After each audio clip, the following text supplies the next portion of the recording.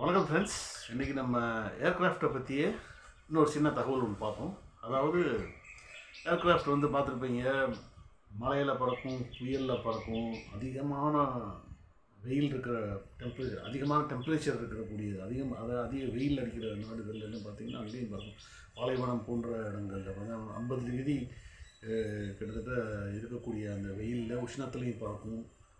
ரொம்ப குளிரான இதுலேயும் பறக்கும். இப்போ விமானம் வந்து ஒரு 32,000 அடி 35,000 அடி மேலே போனதுக்கப்புறம் பார்த்தீங்கன்னா அதோட ஏர் டெம்பரேச்சர், அவுட் சைடு ஏர் டெம்பரேச்சர் வந்து பார்த்தீங்கன்னா அந்த சீதோஷ்ண நிலையில் வந்து -52 டிகிரி இருக்கும். அதாவது 0 டிகிரியில் வந்து ஐஸ் ஃபார்ம் ஆகிடுது. அப்போ -50 டிகிரிக்கு மேலே பார்த்தீங்கன்னா எப்படி இருக்கும் பாருங்கள்.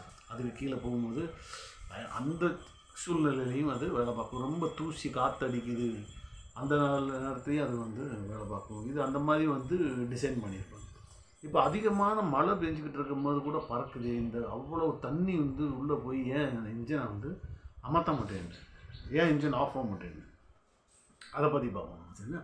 இந்த engine turbo engine, jet turbo engine வந்து எப்படி டிசைன் பண்ணப்பட்டிருக்குன்னா, அதை பார்த்துருப்பீங்க. ஃப்ரண்ட்டில் வந்து பெரிய ரெக்கை வந்து அந்த இன்ஜினுக்குள்ளே சுற்றிக்கிட்டே இருக்கும். ஜெட் இன்ஜினுக்கு முன்னாடி வந்து அந்த ரெக்கை சுற்றிக்கிட்டே தான் இருக்கும்.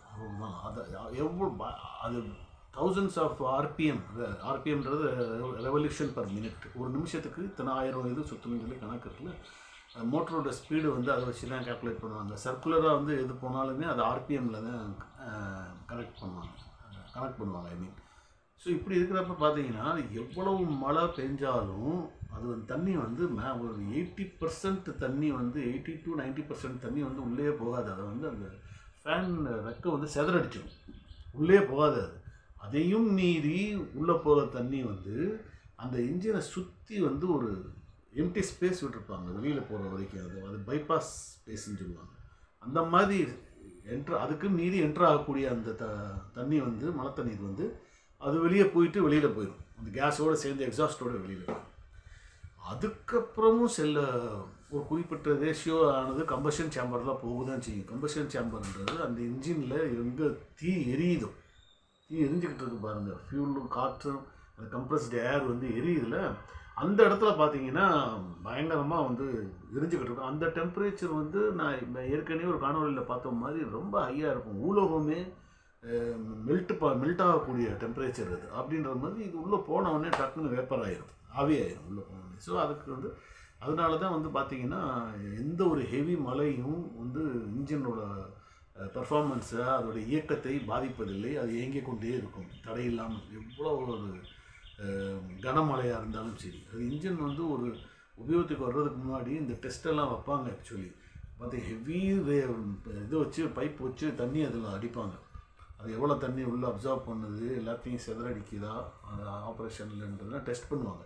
அதே மாதிரி பேர்ட் டெஸ்ட், சாலிடான பொருள்கள், அதாவது அதை வந்து சிக்கன் கன் டெஸ்ட்டுன்னு சொல்லுவாங்க. அதாவது வந்து அதில் கோழிகள் இருக்குல்ல, கோழிகளை வந்து அதை சிக்கனை வச்சு அந்த ஸ்பீடில் அதுக்கு மேலே அந்த இன்ஜின் ரெக்கைகள் மேலே அடிப்பாங்க. சப்போஸ் உண்மையிலே அந்த ஸ்பீடில் போய்கிட்டு இருந்துச்சுன்னா அது எந்த ஸ்பீடில் வந்து பறவைகளை வந்து எதிர்நோக்கும், அதப்போ வந்து அதுக்கு என்ன ஒரு டேமேஜ் ஆகுது, அதை தாங்குகிற சக்தி அதுக்கு இருக்கா, எத்தனை முதல் 1 2 3 சொல்லி அப்புறம் 5 6 சிக்கன்லாம் வச்சு அடித்து பார்ப்பாங்க எப்படி அதோட பாதிப்புகள் எப்படி இருக்குது அப்படின்னு சொல்லி. இதெல்லாம் இந்த டெஸ்ட்லாம் பண்ணதுக்கப்புறம் தான் ஒரு இன்ஜின் வந்து ஒரு யூஸ்க்கு வந்து வரும். அதோட சேஃப்டி சர்டிஃபிகேஷன் வந்து அப்போ தான் கொடுப்பாங்க அவங்க. அதனால் வந்து பார்த்திங்கன்னா தூசியிலையும் அது இயங்கும், எவ்வளோ கனமழையாக இருந்தாலும் இயங்கும், எவ்வளோ பனியாக இருந்தாலும் அது இயங்கும், எவ்வளோ டெம்பரேச்சர் வந்து சூடாக இருந்தாலும் அதுலேயும் அது இயங்கும். அதோட கூலிங் சிஸ்டம் உள்ள அந்த மாதிரி வந்து டிசைன் பண்ணப்பட்டிருக்கு. அதில் நம்ம ஏற்கனவே காணொலியில் பார்த்த மாதிரி அதோட அலாய் வந்து அவ்வளோ ஈஸியாக வந்து அது மெல்ட் ஆகாது. அதுதான் அதோட மெயினான ஒரு டெக்னாலஜி. ஒரு இன்ஜின், அது சூப்பர் டர்போ ஜெட் இன்ஜின் தயாரிக்கிறதுக்கான டெக்னாலஜி. அதை ப்ரொப்பலரை பற்றி நம்ம பேசல, இப்போ ஜெட் இன்ஜினை பற்றி தான் நம்ம பேசிக்கிட்டு இருக்கோம் எல்லாமே. அதை நீங்கள் தெரிஞ்சுக்கணும். ப்ரொப்பலர்ன்றது வந்து ரொம்ப சிம்பிள் இது. அது நிறையா வித்தியாசம் இருக்குது. அது அவ்வளோ எஃபிஷியன்ட் கிடையாது, ரொம்ப லாங் இதில் போக முடியாது, ரொம்ப ஜாஸ்தி.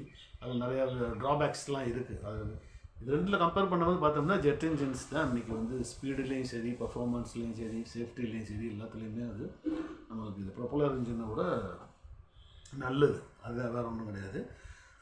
இதே மாதிரி இன்னொரு காணொளியில் இன்னொரு புது தகவலோடு சந்திப்போம். இந்த காணொளியும் இந்த தகவலும் உங்களுக்கு பிடிச்சிருந்தா இதை லைக் பண்ணுங்கள், ஷேர் பண்ணுங்கள், சப்ஸ்கிரைப் பண்ணுங்கள். நன்றி, வணக்கம்.